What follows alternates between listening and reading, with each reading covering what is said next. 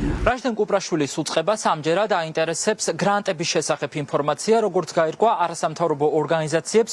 კუპრაშვილის უწყებამ მიწერა, რომ მათ სურთ გაიგონ, რა ტიპის საგრანტო ხელშეკრულებები აქვთ დადებული არასამთავრობო ორგანიზაციებს 16 აპრილიდან დღემდე. ამის შემდეგ, როგორც გაირკვა მესამე სექტორის წარმომადგენლებმა კითხვით მიმართეს ანტიკორუფციულ ბიუროს კანონის, რომელ მუხლებს ეყრდნობიან, როდესაც მსგავსი ინფორმაციის მიღებას ითხოვენ, თუმცა გაირკვა ისიც, რომ კუპრაშვილის უწყება დუმილის რეჟიმში იყო და ნაცვლად ამ ინფორმაციის გადაცემისა მათ მიმართეს სასამართლოს.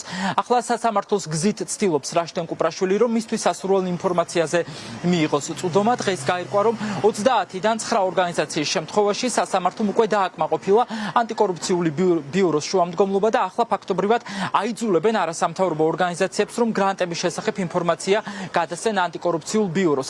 აქ აღსანიშნავია ერთი დეტალიც, როგორც მესამე სექტორში ამბობენ, რაშდენ კუპრაშვილის უწყებას სურს ინფორმაციის მიღება 16 აპრილიდან დღემდე გრანტების შესახებ, არადა ის კანონი, რომელიც უკვე რეპრესიულად არის შეფასებული და რომელსაც ამ შემთხვევაში კუპრაშვილი ეყრდნობა, როგორც მესამე სექტორში ამბობენ, 17 აპრილს არის მიღებული, რაც კიდევ ერთი დარღვევა. კუპრაშვილმა დაიწყო ახალი ტალღა არასამთავრობო ორგანიზაციების გასაჩერებლად. ეს პროცესი უნდა დავინახოთ ერთიან ჭრილში, ეს არ დაწყებულა დღეს, ეს დაიწყო უკვე რამდენიმე წელია. პირველ ეტაპზე რაშდენ კუპრაშვილმა წერილები გამოუგზავნა ორგანიზაციებს, მათ შორის საიას, რომლითაც გვაცნობენ, რომ მონიტორინგის პროცესი მიდიოდა, თუმცა მოითხოვა ეს ინფორმაცია, თუმცა თვითონ დაარღვია კანონის მოთხოვნები და ამ წერილში არც ნორმები მიუთით არის საფუძველზე ითხოვდა მონაცემებს და არც სხვა კრიტერიუმებს აკმაყოფილებდა. ამ მონაცემებს დღემდე მალავს ანტიკორუფციული ბიურო და ამ დოკუმენტებს არ გვაწვდის, რითაც დამატებით კიდევ სხვა კანონსაც არღვევს და ამ ყველაფრის შემდგომ რაშდენ კუპრაშვილმა სასამართლოს მეშვეობით გადაწყვიტა ამ განზრახვის შესრულება. გავალდებულა სასამართლომ, რომ გადავცეთ 16 აპრილის შემდეგ ასე ვთქვათ, ნებისმიერი ინფორმაცია ჩვენ საგრანტო ხელშეკრულებებთან დაკავშირებით. გარდა ამისა, 16 აპრილამდეც ითხოვენ ისინი ინფორმაციას, რაც სრულიად კანონოა. ჩვენ კუპრაშვილის წერილს გავეცით პასუხი, რომ არ მიგვიღია საერთაშორისო დაფინანსება ამ თარიღის მერე. და ბევრად უფრო მეც ითხოვენ, ვინცე თუნდაც გრანტების კანონით არის ეს გათვალისწინებული. ასევე ჩვენ გავასაჩივრეთ უკვე და დაჩქარებული წესით ხდება ამის განხილვა.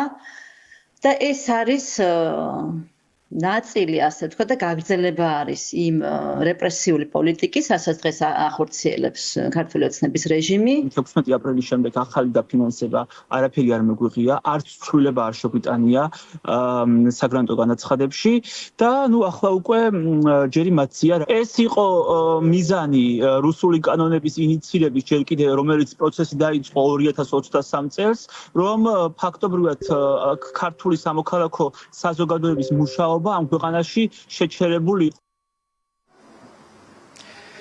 შტურმის ახალი სერია არასამთავრობო ორგანიზაციების წინააღმდეგ ფაქტია უკვე წამოწყებულია, თუმცა არც ერთ ორგანიზაციაში არ გეგმავენ, რომ რაიმე შეცვალონ საკუთარ საქმიანობაში ან დაემორჩილონ სასამართლოს გადაწყვეტილებას და გასცენ გრანტების შესახებ ინფორმაცია, რადგან მათ ხელში კიდევ ერთი ბერკეტია.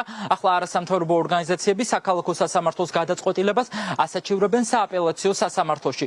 30 ორგანიზაცია მოხვდა ამჯერად რაშდენ კუპრაშვილის სიაში, 30-დან 9 ორგანიზაციის შემთხვევაში უკვე დააკმაყოფილა სასამართლომ ანტიკორუფციული ბიუროს შუამდგომლობები. სავარაუდოა, რომ მომდევნო დღეებში მათი რიცხვი კიდევ უფრო გაიზრდება.